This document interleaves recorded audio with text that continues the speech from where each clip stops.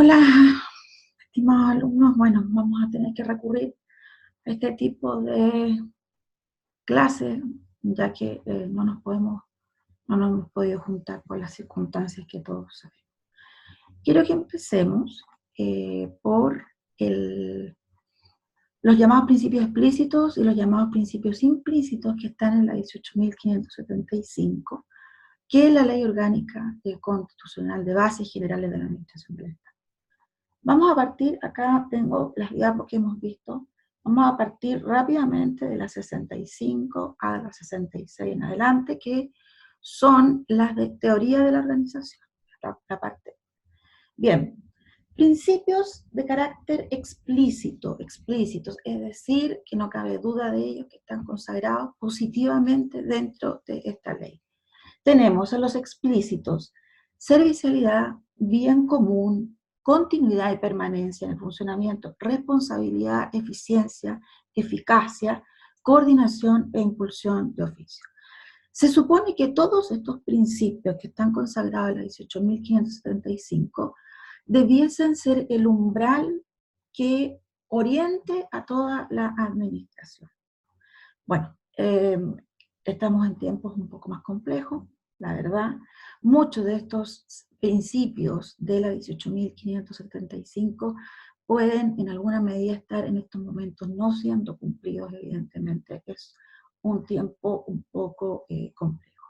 ¿Qué es la servicialidad? La servicialidad es la consagración de que el Estado está al servicio de la persona humana. Es decir, no es la persona que está al servicio del Estado, sino que el Estado es un servicio hacia la persona. ¿Qué incluye ese servicio? Siempre inmediatamente tratar de conseguir el llamado bien común y tratar de poder obtener el interés general de la población.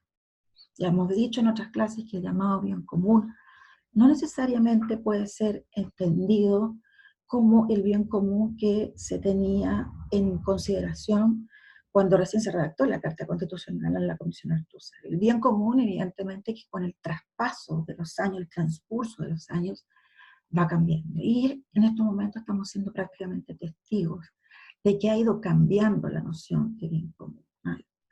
Luego, continuidad y permanencia en el funcionamiento de la gestión.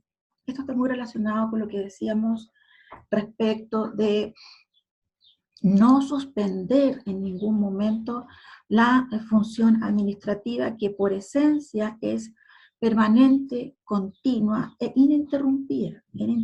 Acuérdense que yo les decía que puede suceder que se interrumpa la función administrativa y por lo tanto eso da lugar a considerar que exista algún tipo de falta de servicio, Responsabilidad. El Estado de Chile tiene que ser un Estado responsable, es decir, hacerse cargo de las consecuencias que atraen las decisiones. Si las decisiones, como las estamos viendo, perdón, como las estamos viendo, por ejemplo, en el día de hoy, evidentemente son decisiones que acarrean responsabilidad, sin más ir lejos en los ejemplos que hemos visto estos últimos días en cuanto a tratar de responsabilizar políticamente algún ministro o eventualmente al presidente de la República.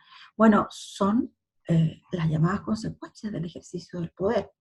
Por lo tanto, el Estado de Chile y en general sus servidores no están exentos de ser responsables de las acciones u omisiones en las cuales incurran, ¿ya? Entonces eso es súper importante. Responsabilidad, lo hemos dicho hasta la saciedad, son en definitiva 4 miradas, o sea, un solo hecho puede dar lugar a 4 tipos de responsabilidades. Por ejemplo, la responsabilidad política, la responsabilidad civil, la responsabilidad penal y la que a nosotros como curso nos interesa conocer más, la responsabilidad administrativa. Luego, la eficiencia y la eficacia, que son conceptos que provienen no del área del derecho administrativo puro, son conceptos que se han arraigado a través del tiempo, pero con una inducción más bien del derecho económico, es una mirada más económica del derecho, tener de alguna manera que lidiar de alguna manera con el escaso recurso que se tiene y obtener los mejores resultados. Ahí entre eficiencia y eficacia, ¿qué es lo que les recomiendo?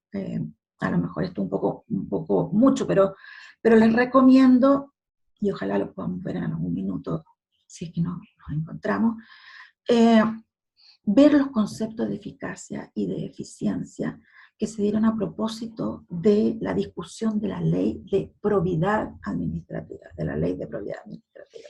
Cuando se fijó en ese minuto, en la ley de probidad administrativa, cuando se fijó en ese minuto el concepto de lo que era interés general, que ahora está consagrado en el artículo 55 de la 18.575. El artículo 55 de la 18.575 nos habla genéricamente del interés general, no da una definición de él, no da una definición del interés general propiamente tal, sino que el legislador se pone en el caso de las condicionantes para poder observar el interés general. Se pone dentro de las condicionantes para observar el interés general. Coordinación, bueno, lo hemos tratado prácticamente hasta la saciedad. Evitar dobles funciones. Los órganos de la administración del Estado deben estar en forma coordinada actuando para evitar desgaste, doble funcionamiento o de alguna manera también choque de alguna manera de ideas o choque de algún tipo de actuar que alguien anda un poco más aislado con respecto a lo que se está realizando por otra repartición pública. Y la impulsión de oficio y procedimiento, esto es más complejo verlo en la administración, es decir, tratar de avanzar en forma independiente a que me lo pida o no alguien en particular, a que me lo pida o no alguien en particular.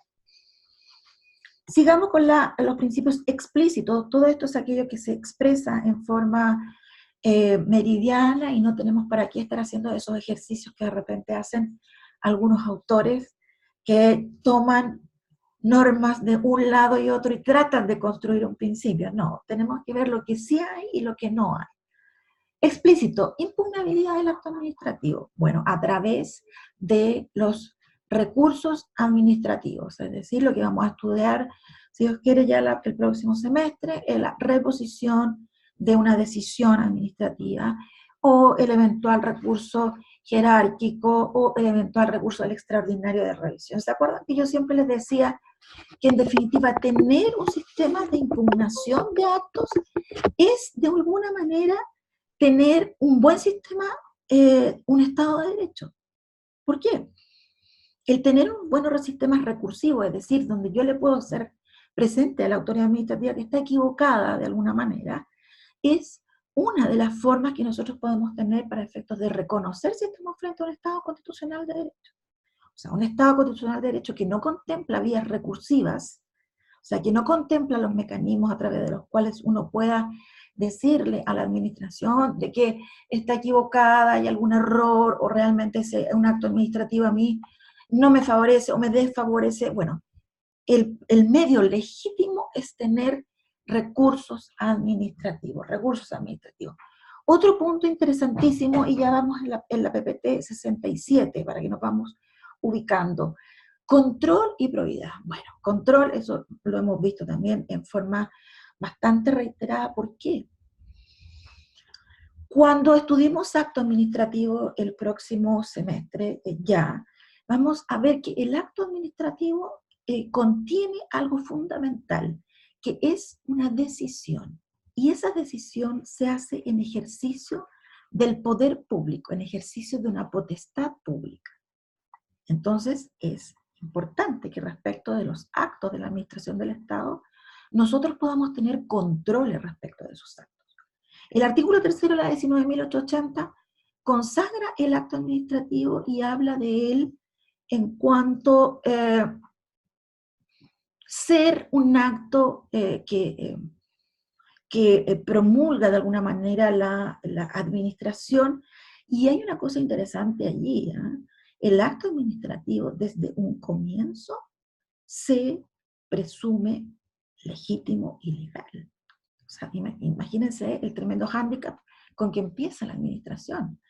El acto administrativo se presume legítimo y legal, es decir, que está bien hecho y está bien constituido. Y es una presunción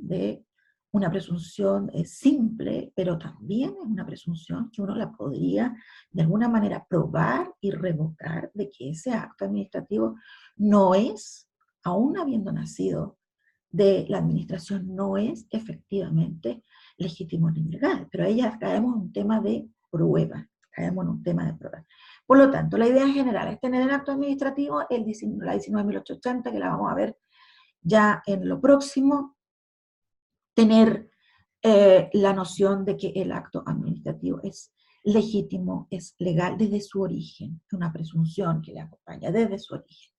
Sin embargo, como el acto administrativo contiene de alguna manera una decisión, ¿qué pasa cuando hay decisiones, pero esas decisiones tampoco se someten a control? Control ya sea interno de la institución o controles externos, como la bien llamada toma de razón que ejerce la Contraloría. ¿Qué pasa cuando tenemos en definitiva un acto que está ejercido en pos de las potestades públicas que se le confieren a las autoridades, pero que sin embargo no ha sido sujeto de control? Lo más probable es que ahí aparezca el fenómeno que estudiábamos a principios de semestre, el tema de la corrupción. El tema de la corrupción. Es decir, cuando hay controles de alguna manera un tanto laxos o controles que no son lo suficientemente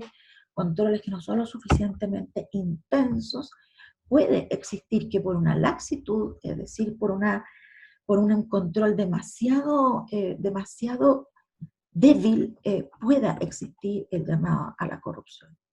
Evidentemente, evidentemente.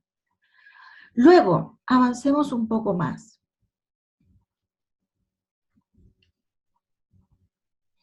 El tema del control es algo tremendamente importante. El control, vamos a dar aquí unas breves nociones respecto de control. Primero, en todas las instituciones hay internamente direcciones jurídicas o direcciones de control. ¿De qué se preocupan estas direcciones jurídicas de control? Y también en algunos ministerios también donde están los departamentos de fiscalización o de auditorías. Bueno, la idea es que primero el acto administrativo se someta a un control interno por parte de la administración, control interno, ¿ya? Salvado el control interno, que puede ser a través, como les decía yo, a través de auditorías, a través de las direcciones jurídicas, a través de las direcciones de control, por ejemplo, en el caso de las municipalidades, un control previo. Sin embargo, hay también actos que además podrán ser objeto de control, pero ya en sede administrativa. Que es la llamada toma de razón. Vamos a hablar brevemente del tema de la toma de razón para que nos quede como un bosquejo general del tema del control. La toma de razón es un control que ejerce la Contraloría General de la República, es el órgano autónomo constitucionalmente el cual ejerce control, y ese control es un control que no solamente es un control de legalidad, y esto es importante tenerlo en consideración, es un control abstracto de legalidad y de constitucionalidad. De repente tenemos a veces la confusión que solamente es la legalidad. No, el control que ejerce la Contraloría es de constitucionalidad y el control de legalidad. Por lo tanto, en el caso de si existe control de constitucionalidad, por ejemplo, que llega algún acto administrativo a Contraloría que vulnera, por ejemplo, todo el ordenamiento jurídico, el andamiaje constitucional, pongámoslo así, de alguna manera, va a ser representado por la Contraloría y eso luego va a acabar en sede del Tribunal Constitucional. Esa parte a nosotros nos importa, sí, pero lo fundamental es, lo que nos importa a nosotros es el control de legalidad. Bueno, Contraloría ejerce ese control de legalidad. Uno puede tener muchas opiniones respecto de lo que es el control de legalidad de Contraloría. Al menos a uno le puede parecer excesivo, a algunos no, a algunos les parece que el órgano Contralor en definitiva está aumentando su paraguas de control con esta nueva resolución que yo les comentaba, la resolución 7, que ha sido una resolución nueva que trata las materias afectas a control. La Contraloría puede tomar varias posturas frente al acto que uno le remite. Puede, en definitiva, rechazarlo. Puede, en definitiva, rechazarlo. Lo manda de vuelta a la institución de origen, señalando cuál es el vicio que le acompaña a ese acto. Antes de eso existe también una práctica de abrir un espacio de diálogo entre la administración y la Contraloría. ¿Cómo se hace este espacio de diálogo, por ejemplo, ahora? Que han ido a parar a la Contraloría varios reglamentos en distintas materias, por ejemplo, de salud, materia urbana, que han ido a dar a la Contraloría. La Contraloría normalmente efectúa una suerte de reunión entre los órganos de la Administración del Estado y el comité que le toca ver el tema de ese control, esa toma de razón respecto de ese punto. Entonces se abre un espacio entre la Contraloría y los observados, que serían la administración, se abre un espacio de diálogo, en donde les puedan decir, mira, los puntos en los cuales nosotros tenemos reparo es este. Lo más probable es que de ese tipo de reuniones queda constancia en Contraloría. Si ustedes pueden ingresar después a Contraloría General de la República y ver, yo les voy a enseñar después cuando podamos juntarnos, ver cómo uno va observando los reglamentos que está viendo Contraloría, los reglamentos que llegan de los distintos ministerios, para efectos de la toma de razón. Y algunos, evidentemente, lo ingresan, lo ve el comité tiene reparo, llama a las personas de la administración, mantienen una reunión, de la cual no hay constancia más que los nombres, y evidentemente después el ministerio, si ha salido con alguna observación, retira su acto. Tendría que reingresar acomodado después. Bueno, esa es la primera postura. Segunda postura, que es la mejor de todas, en definitiva, la Contraloría toma razón del acto administrativo. O sea, lo controla y considera que está ajustado constitucionalmente y legalmente al ordenamiento jurídico. Por lo tanto, toma razón. Evidentemente, es el mejor de los escenarios. Tercera ya alternativa que puede suceder. Toma razón, pero con alcance. Es decir, señalando de alguna manera que si bien el documento está bien elaborado, está acorde a la legalidad vigente, hay algunos puntos, por ejemplo, normalmente puntos de referencia a otros documentos, fechas, cosas por el estilo que son cosas menores. Entonces, a grandes rasgos, la Contraloría toma razón del acto administrativo y lo realiza con algún alcance, señalando, por ejemplo, que en la página número 93 del reglamento que venía, existía una referencia errada. Por ejemplo, la referencia era una letra H en circunstancias que no, una letra Q, una cosa así. Toma razón con alcance. Ahí estamos como ya para efectos del tema de la Contraloría. ¿Qué sucede después cuando la Contraloría toma razón? Acarrea la llamada, el deshacimiento de la Contraloría. Es una suerte bastante especial, el deshacimiento de la Contraloría, porque es como los tribunales. ¿Se acuerdan? Los tribunales emiten sus resoluciones y el tribunal, de alguna manera, se produce el deshacimiento procesal. En el caso de la Contraloría también, porque ya se pronunció sobre la legalidad y constitucionalidad del acto y se produce este efecto del deshacimiento de la Contraloría. Bien, vamos a quedar hasta acá, son cápsulas de 30 minutos, 40 minutos más o menos. Nos vamos a estar comunicando y bueno, cualquier duda, consulta, el mail para efectos de esto. Así que vamos a ver, muchas gracias, nos vemos.